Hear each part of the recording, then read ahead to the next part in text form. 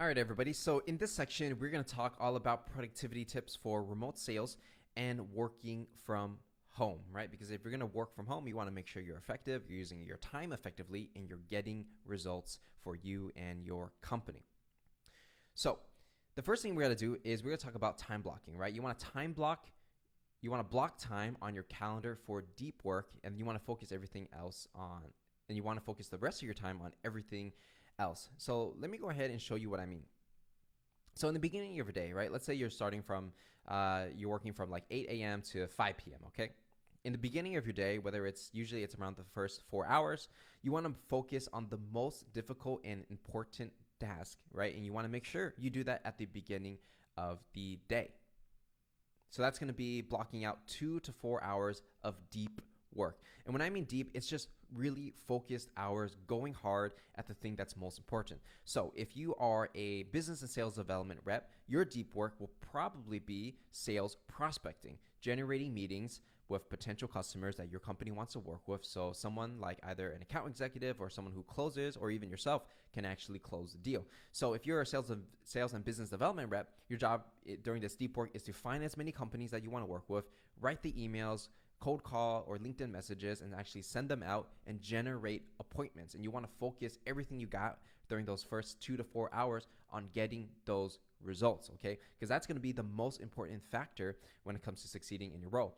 And if you are a closer or an account executive, you want to focus, your important time here usually on closing deals and doing the activities that actually turn prospects into paying customers, whether that's presentations, having discovery calls, doing follow-up emails, and basically the touch points that are very important that you do not want to mess up. You want to do it during this time.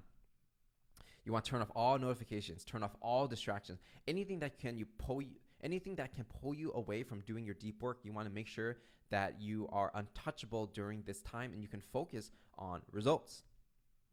And then from there, once you do 2 to 4 hours of deep work, and I personally, for myself and for many people, doing more than 4 hours of deep work per day is actually quite difficult. Even when you're starting out, doing 2 hours a day is quite difficult as well. But I would shoot for 4 hours, and then the rest of the day, let's say you're working, 4 hours of deep work and then 4 hours of everything else. That's when you want to do everything else, whether it's meetings, admin, updating the CRM, and things like that. Things that, even if you mess up, doesn't really make a big impact on whether or not you're successful in the role. That's when you want to do everything else, right? So if you're working from 8 to 12, doing deep work, meaning you're doing the things that matter, meetings, generating meetings, doing presentations and demos during that time. And then after 12 to the rest of the day, it's lunch, and then you do everything else. Now, if you're having meetings, sometimes, you have to schedule a meeting, outside of your deep work hours, and that's totally okay. But you want to just make sure that you want to focus most of your time doing the most important stuff at the beginning of the day when you have the most willpower and energy to do it. Now, the next tip I have for you when it comes to being productive from working remotely is you want to create a comfortable working environment, right? Especially if you are working from home. So you want to make sure you have a fast or acceptable internet speed, because if you're working from home, internet is basically everything. It's going to determine how fast you can research things online, and it's going to determine the quality of your calls and your video conference, because if you have really slow internet, it's just going to be very difficult to communicate with other people. You want to make sure that your working environment is not noisy or distracting, even if you are not on calls, right? Because if you have kids, you have a dog or things like that, and they're always making noise, well, that's not going to be good when it comes to focusing on your work. And if you're going to do video calls or conference calls, or even if there's no video, but it's just, audio call, well, first of all, for video calls, you want to make sure you have good audio and video. And if it's just audio, you want to make sure the audio is good as well. And that really comes down to fast internet, or using, you're calling someone with a good cellular connection where, you're not going to be cut off every 10 seconds, right? And if you're doing video call, you want to make sure that the background is very acceptable for business, okay? So you can't just have random laundry and stuff in the back, because every time you make a call and someone looks at your laundry behind you, that's going to be quite weird, and their perception of you is not going to be that great. So I'm not saying you have to completely deck out your background, but you can even have just a blank wall or a painting. Just make it simple. You don't have to try too hard, but you just want to make sure that it's acceptable for work, and that it's not something people will judge you judge you negatively on. And when you are doing calls, right, or doing deep work or focus time, you want to create do not disturb rules, especially if you're working from home, right? So if you're going to be on an important meeting or important call, do it in a separate room, close the door, create a sign on the door and say do not disturb, and make sure everyone in your house knows that when this sign is up and the door is closed, you cannot be disturbed, right?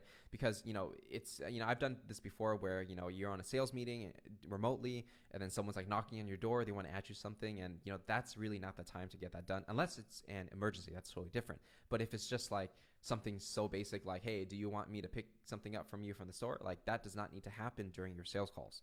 So make sure you create do not disturb rules at your home or wherever you're working remotely. And what's really important that I found from working from home is that you want to separate your work life from your personal life. Meaning, if you have a workstation, like whether it's a desk and your laptop's there and everything, you kind of want to separate that from your everyday regular life, because if you are working in the same place that you play and hang out and chill, well, it doesn't feel like you're ever going to stop working, right? Because it feels like you're always on. So you want to make sure you have a place for working, even if it's just a small little corner, which is your office. Separate your work and life, and then it's going to help you build balance so you don't always feel like your brain is on, and you can actually rest and relax and come back to work the next day. And the next productivity tip I have for you is going to be to record your sales calls and internal meetings, okay?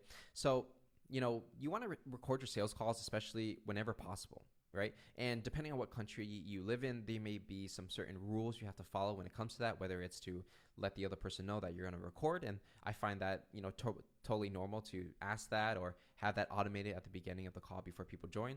But make sure whatever country you live in, you know what the rules are.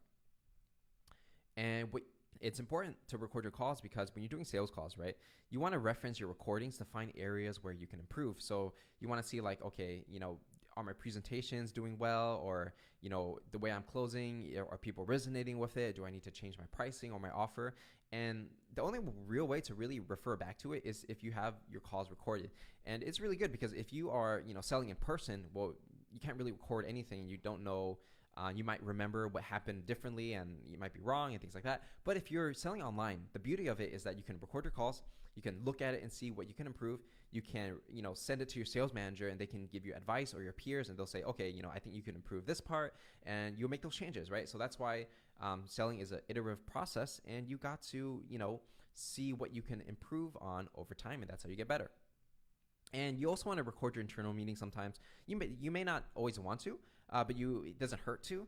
And the reason is because sometimes you might miss something in a meeting or an important detail. So instead of having to call that person back or send them a message, you can just refer back to your internal meeting and just get the notes.